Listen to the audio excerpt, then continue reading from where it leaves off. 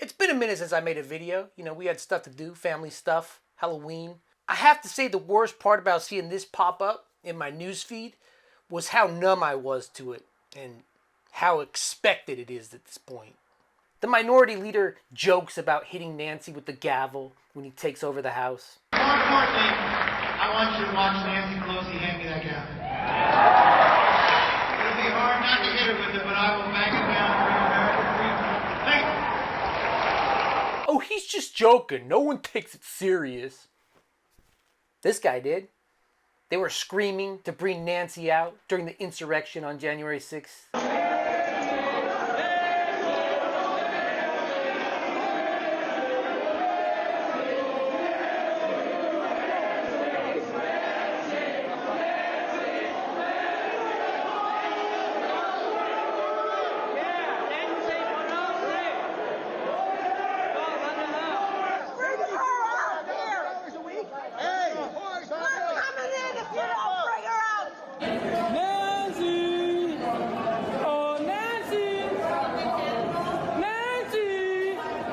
Oh, come on, that's unrelated. This guy had zip ties, just like the insurrectionists, and was trying to take Nancy Pelosi hostage, just like the insurrectionists. 8 out of 10 of the most violent states are red states. Oh, that's just the CDC, libtard. Here, look at this meme from Facebook. It's about Chicago. She'll clear it up for you. The dirty secret is, every Republican that shares these blogs, these memes, this propaganda, every Republican knows exactly what they are doing. These techniques aren't meant to inform or share news. 95% of these chuds don't even read the article. They just look at the headline and immediately share it. These techniques are to frustrate the opposition, to deflect from the cult of personality that the party has become. A blunt force attempt to try to legitimize the cult. I mean, that's why most of the time I don't even respond to the comments underneath these videos, because they're all the same 3 or 4 lines. You must live in your mother's basement. Good one. You're gonna look so stupid when Hunter Biden's laptop story comes out next week. And I mean, if you push for a source or anything further than the meme they read, it always goes back to, well, at least Republicans know what a man and woman is. Pavlovian propaganda to masochistic terrorism. Does it matter that the guy who broke into Pelosi's house admitted the whole thing, went into gruesome detail about his plans to kidnap her, to break her legs? I mean, that question's not rhetorical to me. It matters to me. When someone like Steve Scalise got shot in the face, both parties came together to condemn political violence. Kevin McCarthy, crickets, Q-Beast, spreading the propaganda around, spreading more conspiracy. I wish I could get on here and joke about the Republican Party, but at this point, the joke is on all of us who aren't in this cult. I mean, why is it like this? What's the end game? What's the meaning of all this? The 90s were a time of prosperity and emerging liberalism. It was also a time of emerging new demographics. With no major wars and a working class reinvigorated to unionize, it was kind of rendering the Republican Party worthless. This old geezer here tried and failed with trickle-down economics. And as a result, he had to raise taxes 11 times, 11, to try to fix it. Middle class, the working class were becoming privy to the Republicans' techniques. They were becoming privy and could see straight through Reaganomics. So the biggest eater of lobbyist money did what he had to do to turn those faucets back on. Well, let me go back to a very simple model. We're in a cultural civil war. While Gingrich was in the midst of his culture war, going after a guy for infidelity, he was leaving his wife on her deathbed for his mistress.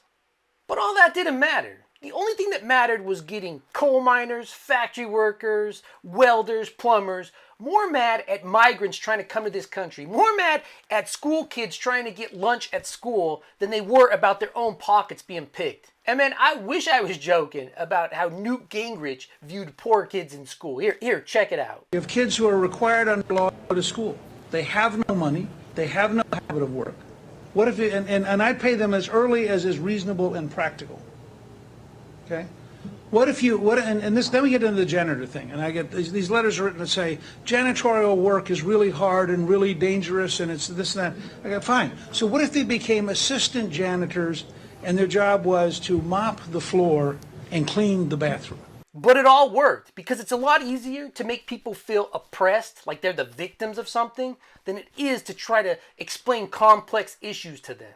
So that's what the Republicans went for, because as we've seen, they had no intention and have no intention of ever governing again.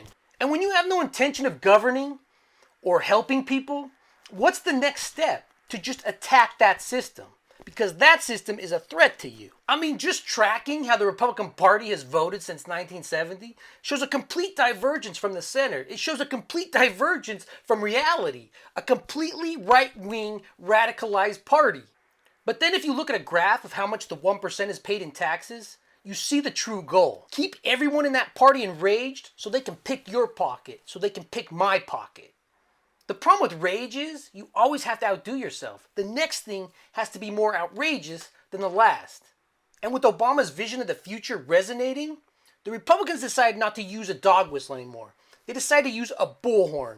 I want him to show his birth certificate. There's something on that birth certificate that he doesn't like. Undisputably the most openly racist candidate in modern times. Trump made fringe candidates like Pat Buchanan look like little kittens, going on a campaign about how America's first black president was from Africa.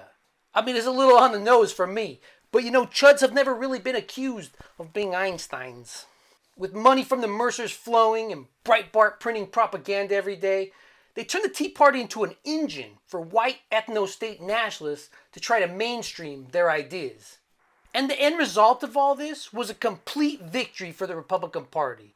Their entire diet consists of memes, fake blogs, manufactured outrage, and just straight up propaganda. You want to debate tax code with a Republican? Nowadays that's somehow going to get turned into a debate about Hunter Biden's laptop. You want to talk about the biggest gap between the richest and the poorest people ever in this country?